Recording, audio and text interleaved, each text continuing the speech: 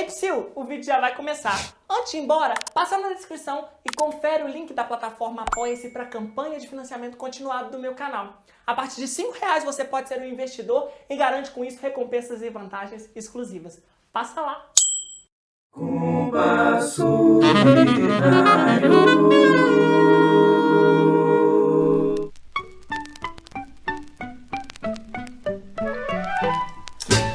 Olá, ouvintes do Compasso Binário! Estamos aqui mais um dia, eu, Ney Souza, violonista de 7 cordas e sempre junto aqui com meu amigo, companheiro maravilhoso, clarinetista. Descobri semana passada que ele é atriz, Caetano Brasil. Hello, hello, hello! Não só atriz, como blogueira, digital influencer, apresentadora, modelo, manequim e dançarina, tudo bom. Além, é claro, de tocar o meu clarinete e o meu saxofone aqui da minha cidade de Juiz de Fora, Minas Gerais. Hoje, Ney, a gente vai falar de uma figura tão maravilhosa quanto, infelizmente, esquecida. Quem é? Fala o nome dela pra gente, essa diva. É a Lina Pesce. E sabe o que é inesquecível, Caetano? É o balanço. Ouve esse balanço. Olha só. Quem tá ouvindo já entrou aqui, ó, no balanço, porque o piano balançado, viu? É uma maravilha, né? Essa mulher incrível que deixou mais de 200 composições, 200 obras dentro da música popular brasileira, com uma variedade absurda de gêneros, teve um papel super importante e que às vezes não recebe o reconhecimento que merece. Mas a gente está aqui para começar a reparar isso, meu amor, que compasso binário também é revolução, tá achando o quê? É isso aí. Hoje a gente vai falar da carreira, da história da Lina Pesce, essa grande compositora, como você acabou de falar, né? Mais de 200 composições, e é choro de São Paulo, né? Passou a maior parte da vida na cidade de São Paulo, a Lina Pesce.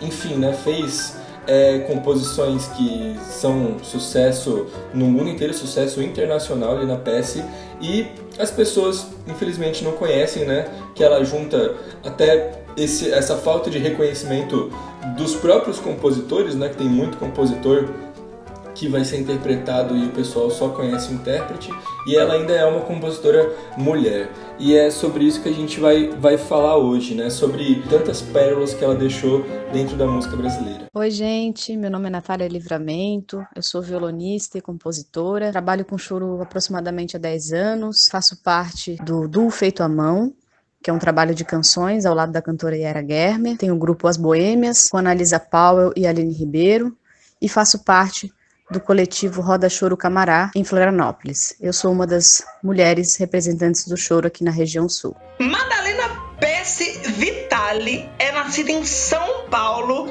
em 26 de janeiro de 1913. Ela está ali no inicinho do século XX e, como boa parte dos compositores que a gente está gravando aqui nesse podcast, mais uma aquariana Melo. Eu tenho tanta resistência com esse signo de aquário, acho que é porque ele não bate muito bem com o meu, que é canceriano, né? São signos opostos. A canceriana é escravo astral de aquário, embora eu tenha vários amigos aquarianos, mas não sei, tem uma coisa kármica aí, sabe? Mas Lina, maravilhosa, de aquário, aquele signo que ninguém me manda, vou fazer sim.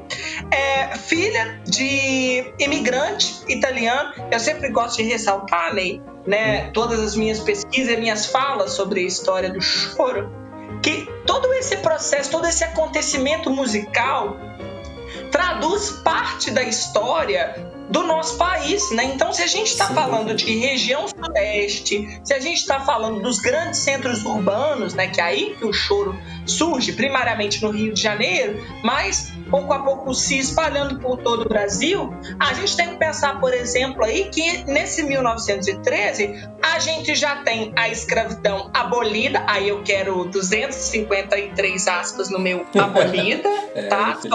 Só pra gente entender isso aí, que é uma coisa que eu tô falando, só um termo técnico. Sim. Mas a gente já começa a ter a mão de obra das classes populares empregando os imigrantes, né? Os imigrantes europeus. Então, o pai dela, que é o Giacomo Pesce, é inclusive o primeiro professor dela que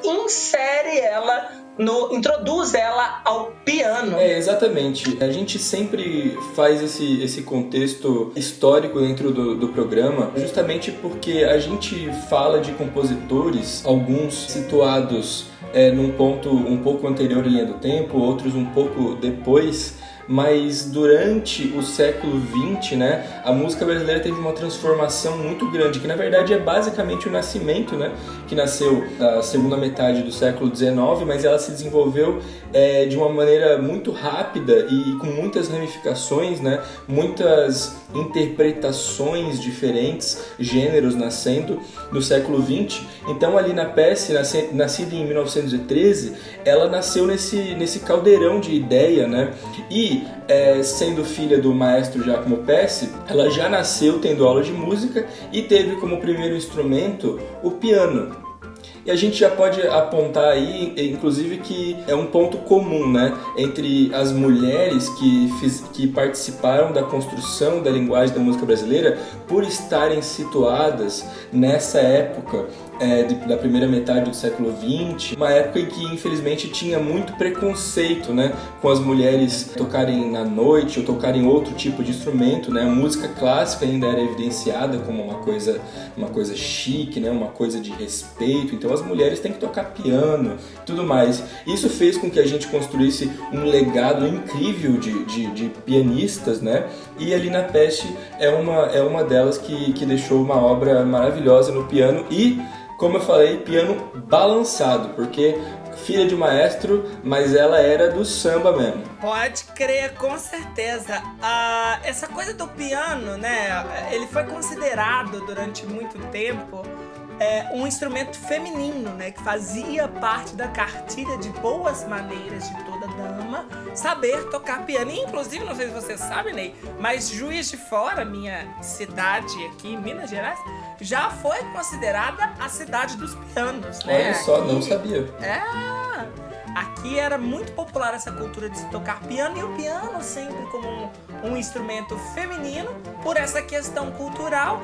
E complementando a sua fala aí, né, desse preconceito que ainda existe até hoje, né, desse lugar que é designado a mulher de estar em casa, dando conta dos afazeres, dando conta dos filhos e de cuidar desse marido que chega do trabalho, né? O piano não é um instrumento móvel, não é um instrumento transportável, né? Então, tem um simbolismo aí pesado, mantém, né? a mulher em casa. E isso já vem, né, lá de trás, com figuras que estão aí na segunda metade do século XIX, como a Chiquinha Gonzaga, né? Que eu acho que ela simbolicamente inaugura esse legado com uma força e um viés político muito grande, né? Eu acho que simbolicamente ela não inaugura, ela abre alas para esse legado, Caetano.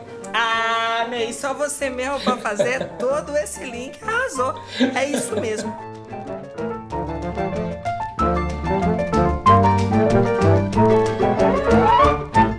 Oi, gente, eu sou a Dani Spillman, toco saxofone, flauta.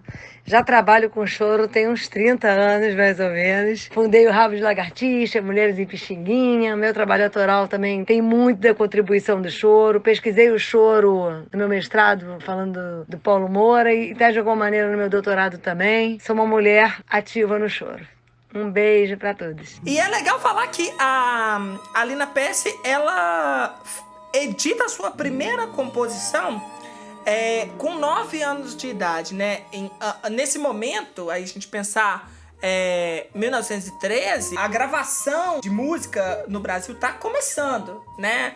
A Casa Edison, que é uma das mais famosas, ela foi fundada no ano de 1900, então temos aí 13 anos só de Casa Edison, né? Então, uma das maneiras que mais fazia uma música circular é a divulgação através das partituras, né? Então, o comércio de partituras, principalmente nesse formato aí para piano, era uma coisa muito comum, uma tradição que vinha aí já desde dessa segunda metade do século XIX muito forte, né? Sim, o comércio de partituras, inclusive aí fazendo link para o nosso ouvinte, que a gente falou um pouco sobre isso no episódio do Radamés, que o Radamés provavelmente já teve o contato com o choro através das partituras, né? Sim, foi o principal meio de divulgação até a gente começar a ter uma ampla distribuição aí das gravações e o início da era do rádio, né? Que também cruza aí com essa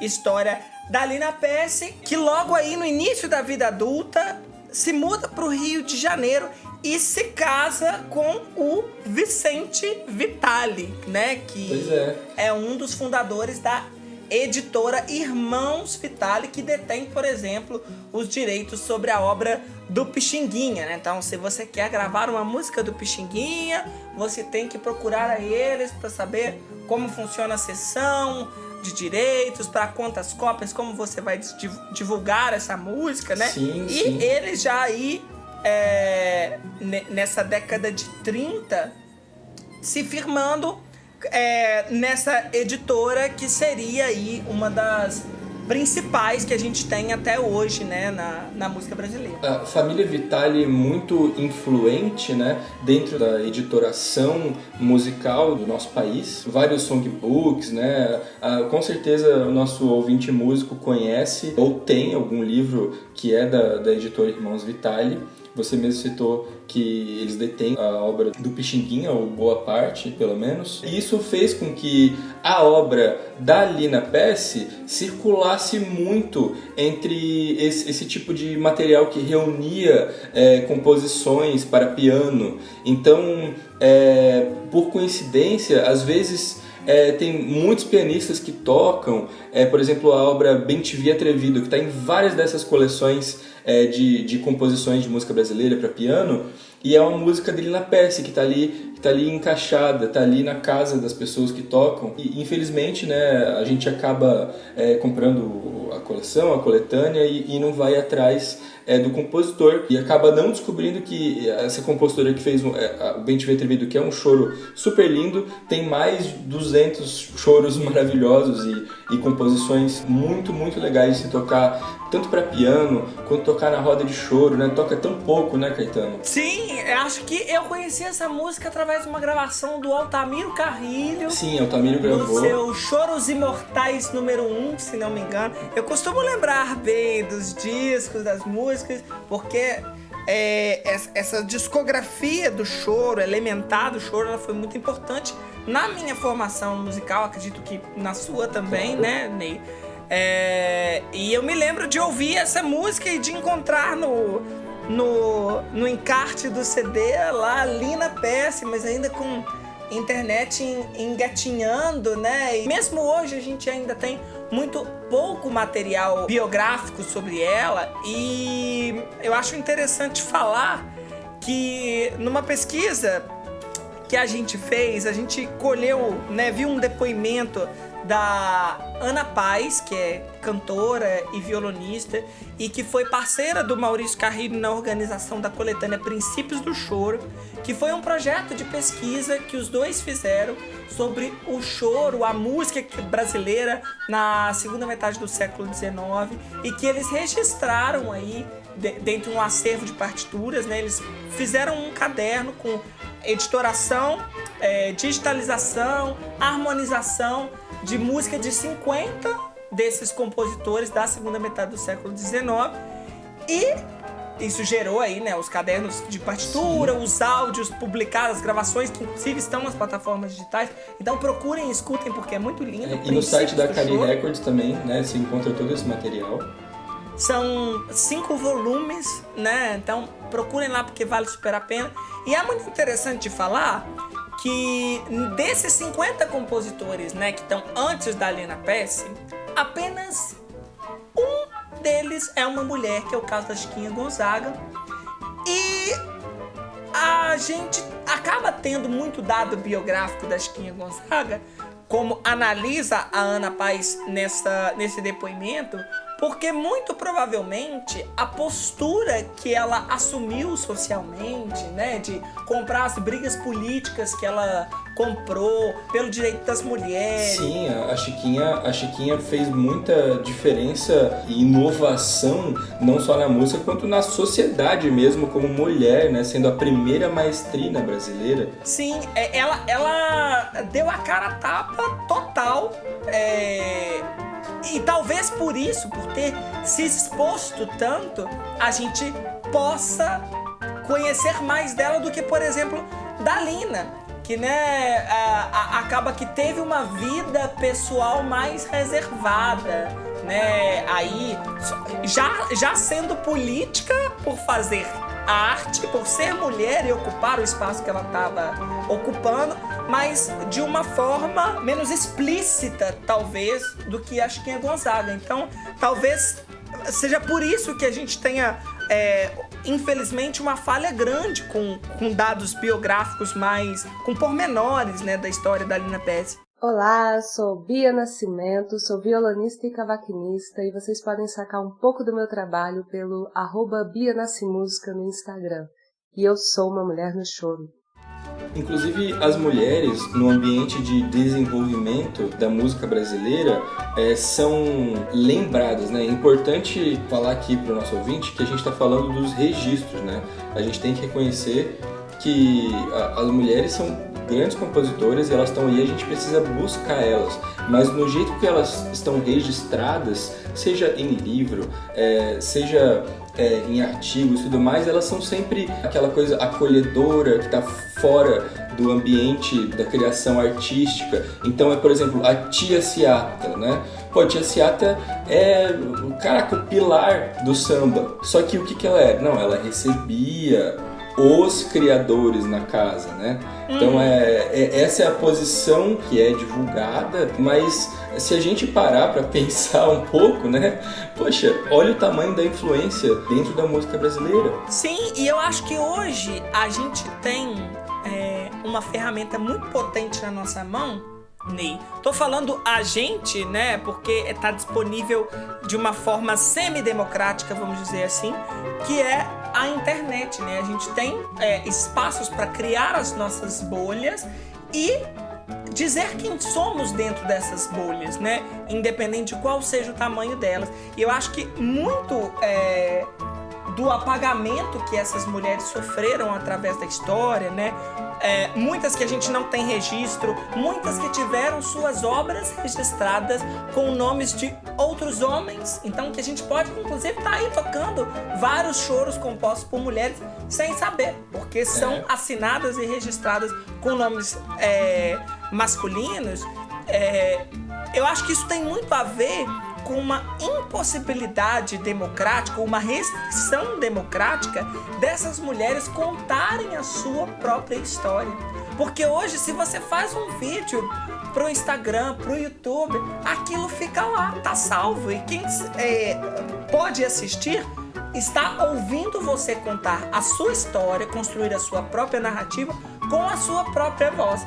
E nesse ponto aí, como cidadão LGBT, que também temos essa questão sobre o espaço social e eu tenho trazido isso inclusive nas minhas redes, né, onde estão os homens gays no choro, que é uma discussão que, claro, não tira o protagonismo da luta feminina, mas se alia a ela, né, porque o fundo desse cerceamento é o machismo que está impregnado na gente e faz com que essas narrativas ao longo da história tenham sido apagadas, né?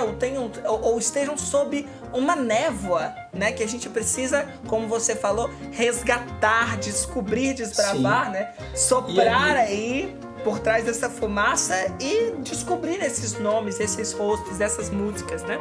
E a gente faz isso de várias formas.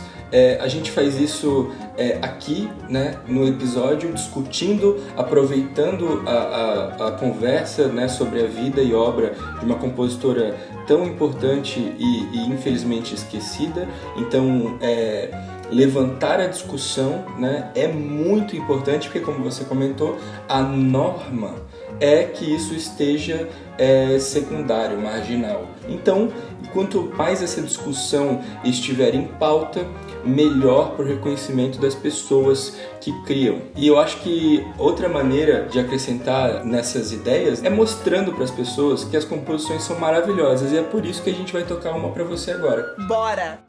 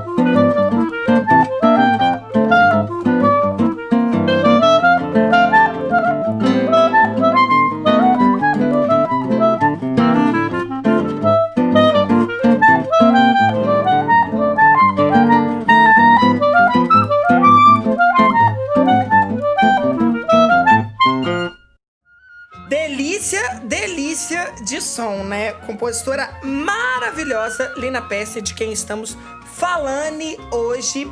E que não é de se espantar que, com tamanha qualidade, sua obra tenha tido uma repercussão internacional muito ampla, né? Ela teve a sua obra mais famosa, o Bem Te Vi Atrevido, que o Ney citou pra gente, gravada por uma organista americana, a Ethel Smith, numa cena do filme Dupla Ilusão, em inglês Twice Blessed, porque eu sou muito poliglota, muito... Absolutamente poliglota. CCA corre aqui. E essa mesma obra, ela foi gravada na Argentina, na Inglaterra, na França, na Itália e na extinta União Soviética, entre outros países. Então, assim, ela não tava dando mole, né, amor? Ela tava aí trabalhando, né? Porque na Europa não se dorme. Olá, aqui é a Thaia Martins, eu sou percussionista e eu atuo há uns 9 anos com pandeiro no acompanhamento de choro. Comecei em 2008 na oficina de choro e samba ministrada pelo professor Luiz Machado e já participei de alguns projetos e grupos desde lá, como o grupo Naquele Tempo, que tocava nas ruas de Porto Alegre com o intuito de praticar e fortalecer o acesso ao gênero, sempre divulgando os amigos também e a própria oficina, né? Hoje eu estou com um projeto de música instrumental brasileira, onde a maior parte do repertório se constitui basicamente no choro. O grupo é formado por mulheres e eu sou uma mulher que representa o choro na cidade de Porto Alegre. Um dos fatores que explica isso, além da qualidade do material, né, é que, por exemplo, em relação aos Estados Unidos, existia uma política da boa vizinhança, né, com o Brasil, por parte do presidente Roosevelt, que foi responsável pelo destaque e o surgimento de figuras do estereótipo brasileiro, como a Carmen Miranda, que também tá aí contemporânea, né, ali na peça, e o Zé Carioca, né, que é um personagem da Disney. Exatamente. Se a gente entrar aí em como que a geopolítica, né, permeia o meio musical, o papo vai longe ainda, né? Inclusive a Carmen Miranda acabou levando o Garoto, né, outro compositor maravilhoso de choro que merece um episódio aqui no Compasso Binário. E a política e a interação, né, entre as nações acaba influenciando bastante e influenciou a música brasileira mais de uma vez, né? Porque, afinal de contas, na Guerra Fria, o Tom Jobim foi lá gravar com o Frank Sinatra, né? E isso não tira nenhum mérito do Tom Jobim, que é provavelmente o maior compositor de canções brasileiras, né? O mais aclamado, e a obra dele é impecável, mas tem um contexto muito forte associado com uma época que estava sendo vivida, que era a Guerra Fria, né? Sim. Olá, eu sou a Bia Stutz, clarinetista e saxofonista. Nas redes sociais você me encontra como @StutzBia, S-T-U-T-Z, Bia. Eu lancei o meu primeiro single em 2018, intitulado Pro Paulo, e eu sou uma mulher no choro. Se a gente pegar a obra dela e como que ela aproveitou, né, esbanjou de criatividade dentro dos gêneros musicais da música brasileira, se a gente pegar aquele disco que, enfim, a gente já pode até entrar aqui e começar a falar melhor dele, mas o disco com os arranjos do Radamés, tem piano, orquestra e tem uma sensação, uma riqueza rítmica em cada uma das suas composições, que é o que eu falei no episódio e insisto, é o balanço, né? Que piano balançado, né? E o que acho que difere bastante aí, principalmente considerando a época que ela tava, né, saindo do início da composição do choro e tudo mais e começando a juntar os ritmos brasileiros e a música vai ficando cada vez mais balançada, né, um caminho sem volta, digamos. E a Lina já mostrava isso com muita clareza dentro das suas gravações. É uma coisa impressionante mesmo, essa desenvoltura e essa assinatura que ela foi assumindo, né? Se você escuta esse disco que o Ney citou, que é os chorinhos bem brasileiros, que são... Olha, a gente tá falando de compositora, ela faz a composição dela, porque o disco é autoral e mereceu arranjos de ninguém mais, ninguém menos do que Radamés Inátali. Você vê como ela, ao longo das composições do disco, né, como existe uma linha que costura esse piano e essa forma dela de compor, né? Tem traços muito característicos, tem uma assinatura muito própria essa música da Lina Pesce. E que eu acho interessante, né, que assim como ela fez esse disco só de choros, né, ela fez um outro só de valsas, ela fez um outro que é de música clássica com versões mais ritmadas, né, para dançar.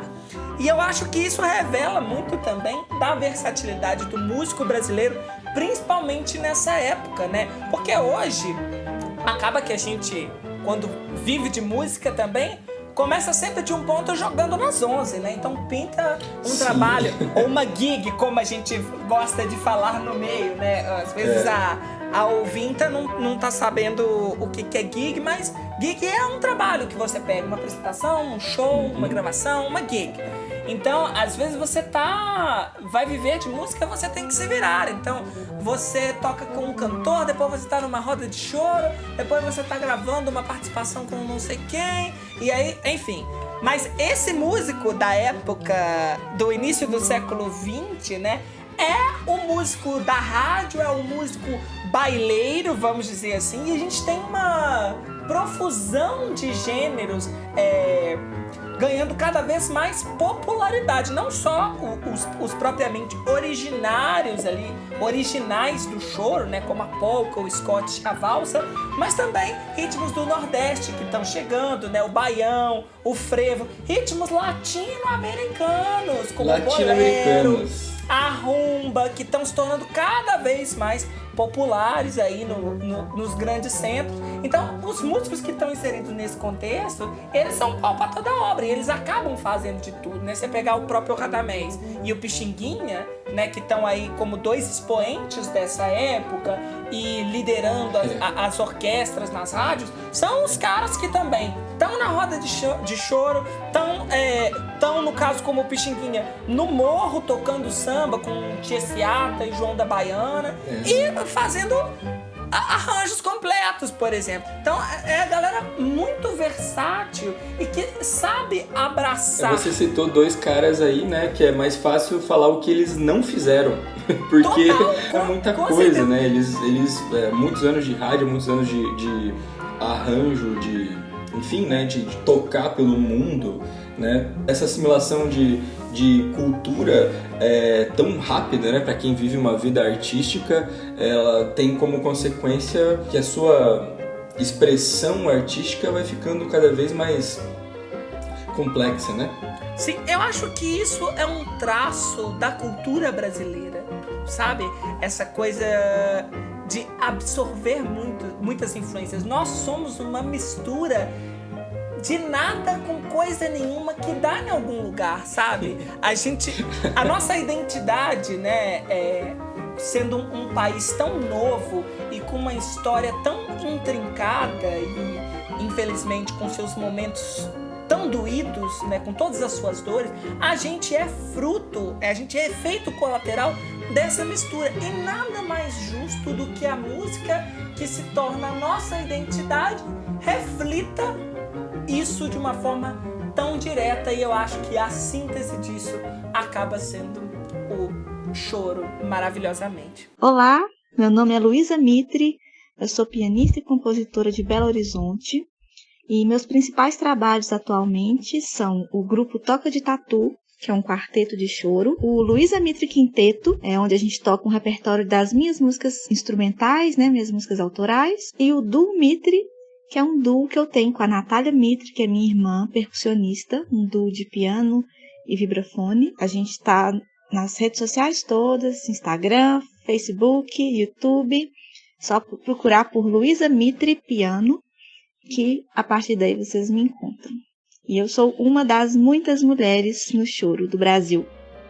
Está na hora da gente falar um pouco mais dos discos, né, para os nossos ouvintes, acho que chegarem na obra da Lina Pesce. A gente, no início, na primeira metade do programa, né, a primeira música que a gente tocou, foi a composição dela, Elegante, que foi uma das composições de mulheres no choro, que o Maurício Carrilho e a Ana Paz, na sua pesquisa, escolheram para entrar nesse disco, Mulheres no Choro, que já foi citado. Mas acho que a gente podia indicar mais alguns discos da Lina Pesce e falar um pouco mais das compositoras, né, que estão no Mulheres no Choro. Esse disco aí, Ney, do Mulheres no Choro, que foi lançado pela Acari Records, né, é um disco que dá um pequeno panorama, né, eles parece que listaram mais de 100 compositoras de choro e tiveram que escolher 123 e tiveram que escolher 14 para colocar nesse disco, mas já dá aí assim um aperitivo, né, pra gente começar a conhecer, a desbravar a obra dessas compositoras. O disco físico tem um encarte com uma mini biografia de cada uma. Sim, é muito legal. E enfim, você pode conferir Você pode conferir online os nomes também e pesquisar. O site da Casa do Choro também traz essas biografias. Então, o site da Casa do Choro, para quem não sabe, além de ter um acervo de partituras online disponível de choros, tem um acervo biográfico dos compositores, né? A equipe da Casa do Choro faz um trabalho incrível de catalogar isso e de tornar público.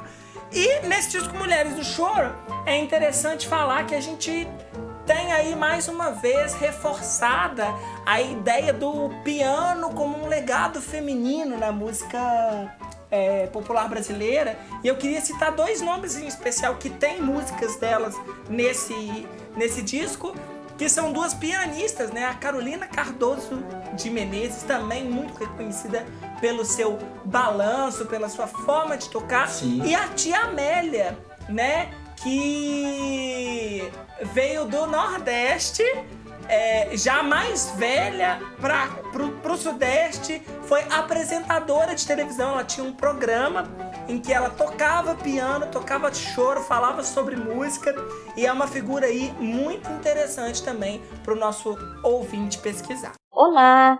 Eu sou a Raíssa Anastasia, sou flautista, multi-instrumentista e compositora. Vocês podem me encontrar nas redes sociais como Raíssa Flauta. Faço parte do grupo Choro da Mercearia e também do Abre a Roda Mulheres no Choro. E sou uma mulher no choro. Então, ouvinte, espero que você tenha gostado. Foi um programa, né, Caetano? Acho que foi um dos mais legais que a gente gravou. Foi muito divertido essa conversa. Gravamos super rápido, porque o assunto fluiu demais, né? Muita emoção. A gente gosta muito de falar sobre esse assunto, eu e você.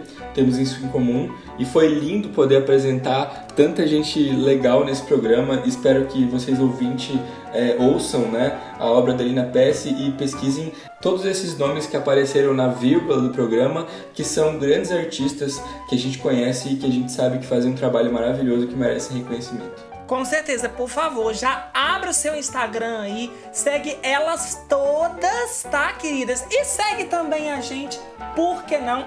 @Caetano Brasil, @Ney com Y, Souza com Z, Neto no Instagram. De lá você vai para todas as redes sociais, você fica sabendo sobre os próximos episódios do Compasso Binário e a gente vai se despedir com música, obviamente. Muito obrigado pela sua companhia maravilhosa mais uma vez, Ney, e a gente se vê em breve. Vamos fechar com Choro Fantasia da Lina Pesce. Até mais.